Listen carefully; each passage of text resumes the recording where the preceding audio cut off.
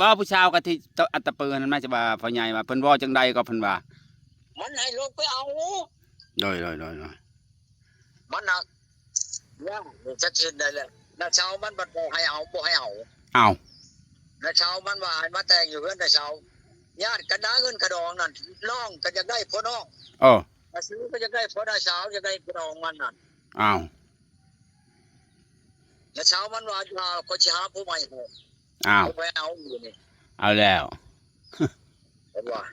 แล้วทางผู้ชาวได้ทางผู้ชาวจักได้อยู่ว่าทางผู้ชาวฮะเอาผู้เช้านั่นก็จะได้แล้วจะได้ไฟนั่น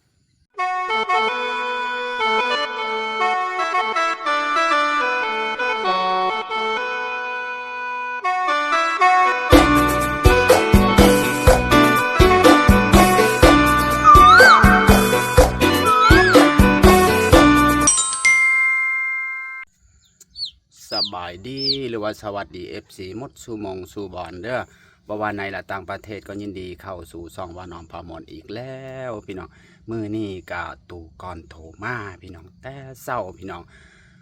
เพิ่นคุยเพิ่นลมเรื่องผู้สาวอยู่อัตตปือพี่น้องผู้สาวให้ลงไปหับแต่ว่าไปบ่ได้เพิ่นว่าบ่มีรถทัวร์รถเมล์ก็บ่ได้แล่นเพราะว่าช่วงนี้น้ำมันขาดปั๊มเลยว่าบ่ได้แล่นเพิ่นว่าโอ้บ่ได้ไปเพิ่นว่าจากสิเฮ็ดจังใดพี่น้องเพิ่นคุยโอ้ยหลายสิ่งหลายอย่างผู้สาวทางผู้สาวมักแต่ทางน้าสาวของผู้สาวเฮาบ่ให้เอาเพิ่นว่าสิหาให้ใหม่ว่าหลานข่อยเนี่ยเพิ่นบ่ให้เอาพี่น้องโอ้ยจักจะว่าจังใดพี่น้องไป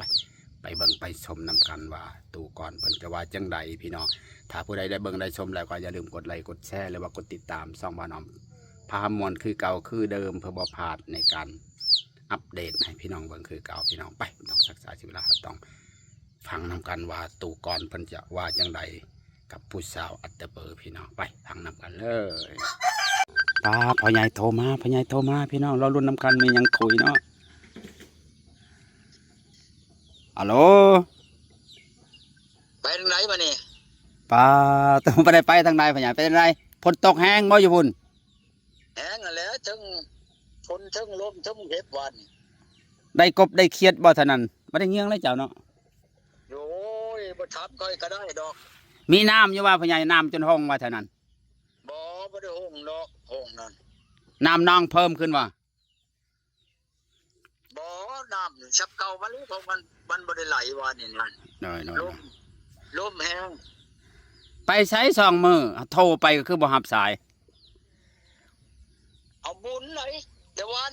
มื้อชื่นนั่นห้องวานนี่ก็เบิดมื้อวานนี่อยู่ในบุญใหญ่บ่บุญหยังบุญเฮือนขาวเฮือนบ่อันจะคนตายมื้อนั่นแหละมื้อประมาณนั่นนี่บุญแจกบ่นึกว่าบุญใหญ่บอกนะเด้อพ่อใหญ่สิไปเล่นนำบุญใหญ่นี้นั่นแหละบุญนั่นเดือนนี้แหละเดือน5นี่แหละจำมื้อได้ดอกโดยเป็นจังได๋เรื่องผู้สาวนั่นผู้สาวมันก็ลงไปเอาอยู่แล้วมันหักไปบ่ได้เลยเดี๋ยวนี้มันบ่มีรถไปนั่นรถใช้ทางก็บ่มีสักเดี๋ยวนี้รถเจ้าได้รถจักรมั้ยมีนั่นแหละมันสิแล่นฮอดบ่อัตตปือพุ่นลืมเนาะยันแบบรถใช้ทางไปจังได๋รถใช้ทางพ่อใหญ่บ่มีสวรรค์ปากชูบ่มีสวรรค์เวียงจันทน์บ่มีนี่มันบ่มีน้ำมัน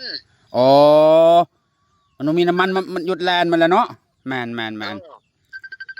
โดย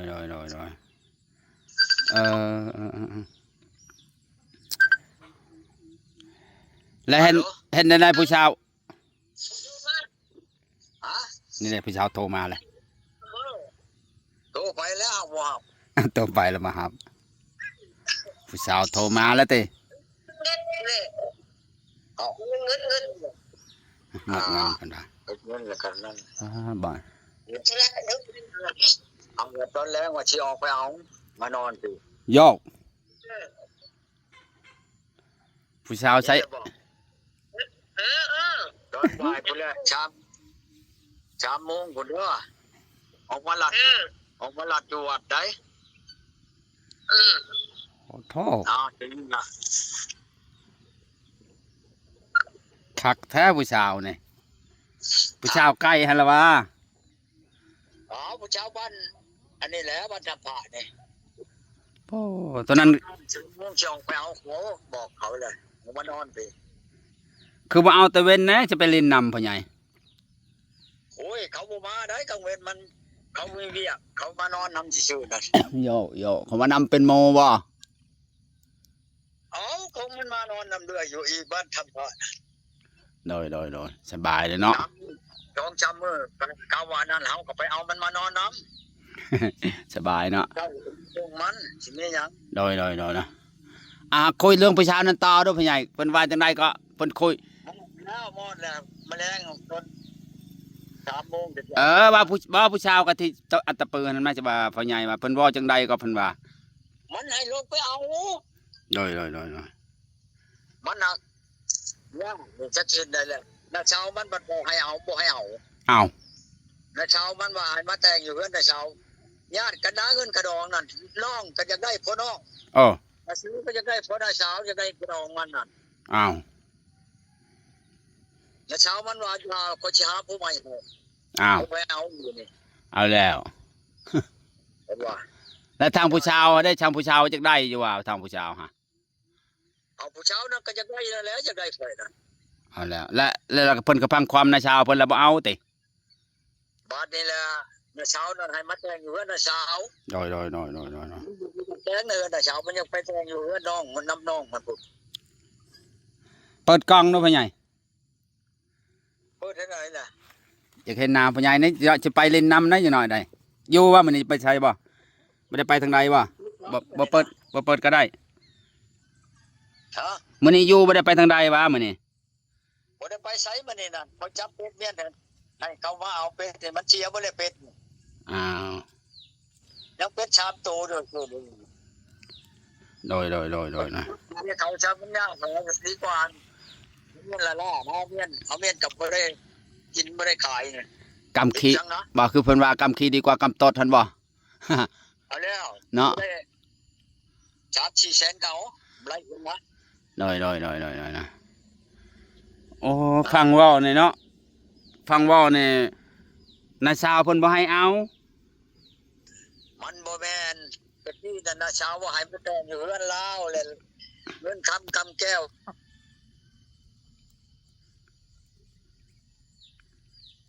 เงียบสัญญาณบ่ค่อยดีตัวนี้จะบ่เป็นอะไรนี่ฝนตกแล้วสัญญาณบ่ดีสัญญาณบ่ดีเนาะพ่อใหญ่ฝนตกนะสายรถพี่น้องเป็นอะไรเมื่อกี้นี่สายรถสัญญาณบ่ดีสัญญาณบ่ดีเนาะฝนตกสัญญาณบ่ดีเมื่อวานนี้ตั้งแต่มื้อนี้2 มื้อแล้วสัญญาณบ่ดีพ่อใหญ่จักสัญญาณเป็นอะไร2 มื้อแล้ว ฝนจะตก มันตัดเชียร์ออก ลงคลิปก็2 ชั่วโมงก็ยังบ่หยุดลงสัญญาณบ่แห้งพ่อใหญ่ เออ ฟังเว้าเนี่ยสิบ่ได้แล้วเนาะพ่อใหญ่ กันไปเอาก็ได้บ่ยากเนาะก็ไปเอาอยู่เรือนมันบ่ว่าเนาะโอ้ถ้ากันอัดตะปือไปพุ่นมันใกล้อีหลีรอนั่นความน้ำไปพุ่นอีก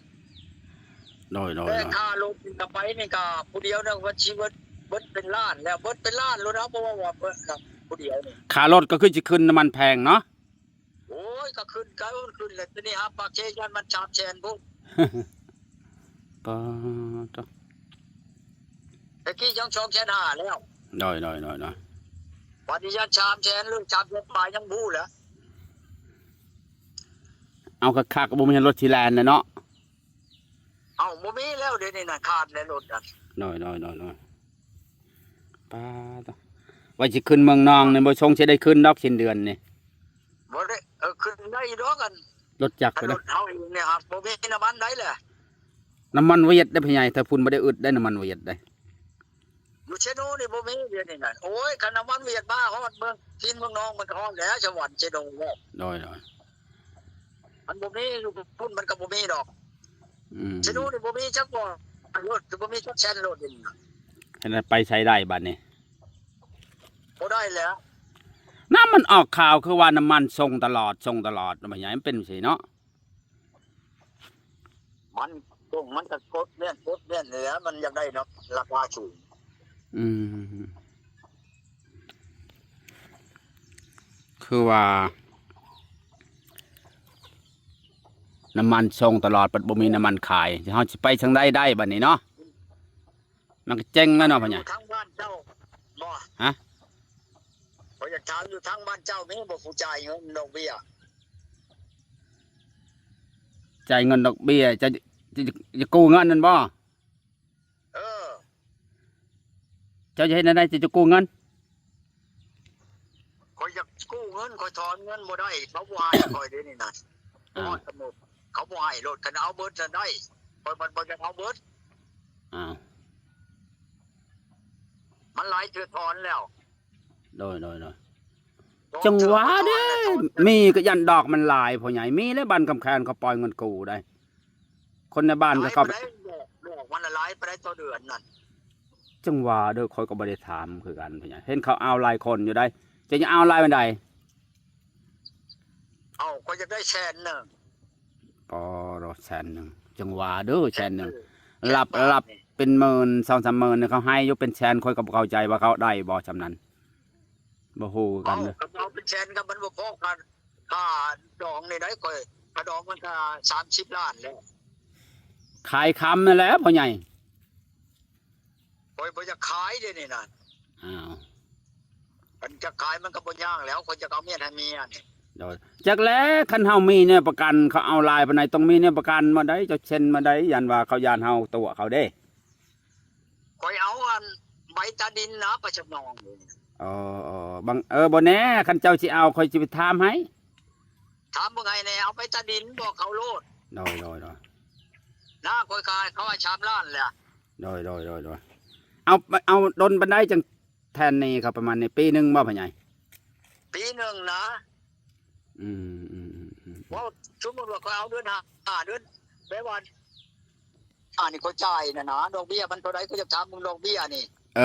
สิจ่ายดอกเบี้ยมันเรื่อยๆว่าเลยจังใด แปลว่าคอยถามดอกเบี้ยมันแล้วแม่นบอก โดย จะจ่ายดอกเบี้ยเลยโลด อ๋อมันทุนมัน แล้วก็จ่ายดอกเบี้ยเลย บัตรทุนมันปีหนึงจะค่อยให้เขาว่ากำหนดเอาไปจากเดือนสิว่า ปีหนึ่งก็จะสิคอยให้อันรุ่นมันสินะมันอยากสบาย เขาจะบอนใจเขาเอง โดย รู้ว่าแหละพอเจ้าใบตาดินคนในโลกไปยังยืนเอา โดยเอาไปเฮ็ดไปช่างลายแต่เงินแสนหนึ่ง ฮะ เอาไปเฮ็ดไปช่างลายแต่แสนหนึ่งพ่อใหญ่ ค่าแต่งค่าแป้งนั่นนี่กระชาม10 ล้านยังเชียงเหลืออะไรไปไหน ค่ารถค่าลางติ ค่ารถค่าล้างมาจ่ายดอกเบี้ยคืนนี่บัดนี้มันสิยังเหลืออะไรไปไหนบ่เกินได้แค่10 ล้าน20 ล้านนี่แล้วคันเหลือก็ดี โดย ถามมึงโลด จังหว่าเดี๋ยวจะโทรถามเขายังมีบ่เบอร์เขาอยู่บ้านกำแพงพุ่นได้ คันว่ามันบ่ได้แท้กะว่า50 ล้านเก่า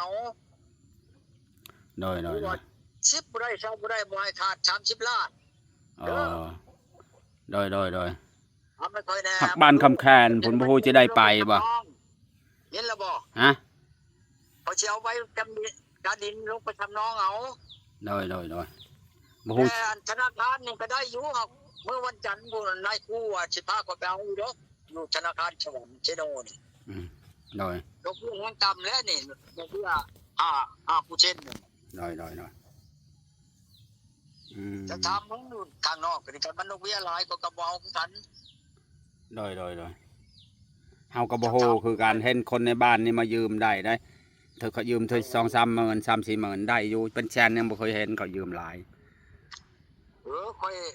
โดย อยากได้หลายแน่นั่นแหละ โดย แต่เป็นเงินบาทนี่ว่าแจ้งเลย50,000ใช่ไป โดย สิได้อยู่ดอก50,000ดอก50,000ก็หลายบ่ได้ถามกันเด้อเอาจักมื้อนี้นั่นกับบ้านนี่นั่น โดย นั่นแห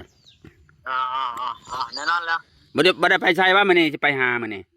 บ่ได้เบาชิรัดก็สิมาได้ เบาชิรัดจะไปหาเจ้าไต้หวันนี่นัดคอยแล้วคอยไปป่าไปหากินข้าวปลาหันบ่ได้หยังเลย บ่ชิรัดสิมาตอน8:00 9:00นี่ได้เราสิมาเราเอา โดยเดี๋ยวจะคอยไปประชานงานเขาจะไปพร้อมกันเลยเด้อพาไปพร้อมกันรถมันจะจังไว้โดยมันสิช้าเวลาค่อย โดยอ่ะไปแล้วพี่น้องเพิ่นอยากยืมเงินกู้เงินเพิ่นจะกู้เงินเพิ่นว่าจักสิกู้เงินไปเฮ็ดหยังไปขอเมียก็บ่เข้าใจพี่น้องโอ้พี่น้องเอ้ยงานนี้รอลุ้นนำกันว่าตู่ก่อนจะกู้เงินไปเฮ็ดหยังพี่น้องแต่เงินเพิ่นว่าเงินอยู่ธนาคารถอนบ่ได้เพิ่นว่าบ่ครบกำหนดเพิ่นว่าโอ้ยากพี่น้องกู้เงินเป็นแสนนี่ก็บ้านนอกเฮาก็คือสิบ่อยากได้เนาะก็2-3 หมื่นบาทก็คือสิได้อยู่พี่น้องเป็นแสนนี่น่าจะคือบ่ได้เนาะอ่ะมื้อนี้ก็อีพีนี้ก็จบจำนี้พี่น้องบ้านนอกก็บ่มีหยังโทรหาตู่ก่อนบ่ได้หาเพิ่น2 มื้อ 3 มื้อพี่น้องก็เลยว่าโทรไปคุยเป็นจังไดเอาเมียแล้วบ่เพิ่นว่ายังเพิ่นว่าสิไปรับเมียแต่ว่าทางน้าสาวผู้สาวหันบ่ให้เอาเพิ่นสิหาให้คนใหม่พี่น้องโอ้โหหัวอกกลับไปกลับมาพี่น้องฟังไปแล้วคือสิบ่ทรงพี่น้องอ่ะมื้อนี้อีพีนี้ก็จะจบคลิปซำนี้แล้วผู้ใดเบิ่งก็ฝากกดไลค์กดแชร์แล้วก็ติดตามส่องบ้านนอมเส้นเก่าเส้นเดิมเพื่อบ่พลาดในการถ่ายคลิปให้พี่น้องเบิ่งอ่ะก็ว่าสบายดี